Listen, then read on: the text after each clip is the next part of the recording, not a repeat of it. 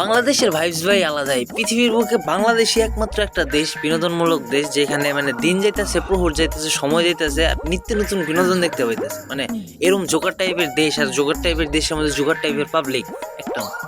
সম্প্রতি একটা ঘটনা ঘটছে, পতাকা অবমাননার এগেইন। এই ঘটনাটা আগেও হয়েছে, এখন আবার নতুন করে হইলো। তো কোথায়? সিলেট হবিগঞ্জে। চলুন আগে ভিডিওটা একটু দেখা যাক। সমাপ্তি ঘোষণা করা হলো।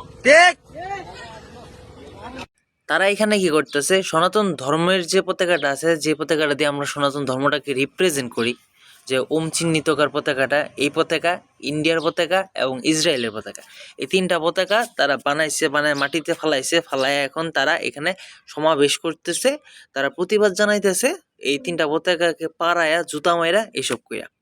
এখন কথা হচ্ছে, তিনটা পতাকাই কিন্তু তিনটা গুরুত্বপূর্ণ জিনিস বহন করে। একটা হচ্ছে পুরো সনাতন ধর্ম, যার আদি নেই, অন্ত নেই, যার শেষ নাই, মানে যেখান থেকে সব কিছু শুরু, সেই ধর্মটাকে অবমাননা করতেছে। দ্বিতীয় হচ্ছে ভারতবর্ষের মতো একটা দেশ, সেই দেশটাকে অবমাননা করতেছে। 3 নাম্বার হচ্ছে ইসরায়েলকে অবমাননা করতেছে। দেখেন ভিডিওতে আরো বলতেছে জীবন চলে যাবে, তারপর কালেমাকে অবমাননা হতে দিবে না, অসম্মান করতে দিবে না। এখন কথা হচ্ছে, তারা তো একটা ধর্ম বিলং করে, একটা ধর্ম মানে, তারা সেটা হচ্ছে কি ইসলাম ধর্ম, সেটা আমরা একদম ক্লিয়ার।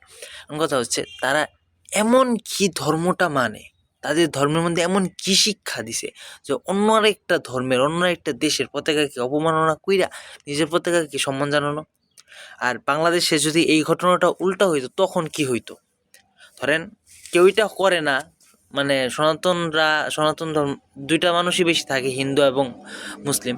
কথা হচ্ছে, হিন্দুরা এতটা অপাজি না যে অন্য কোনো ধর্মকে ছোটো করে, অন্য কোনো ধর্মকে বিনা কারণে কোনো কিছু কইরা বইলা নিজের ধর্মটাকে বড় করবে।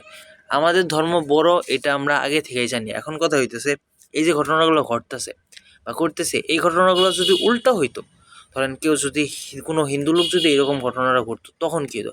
তো জাত গোষ্ঠী হতে একদম তোদের বাইরেই মেরা লাইতো।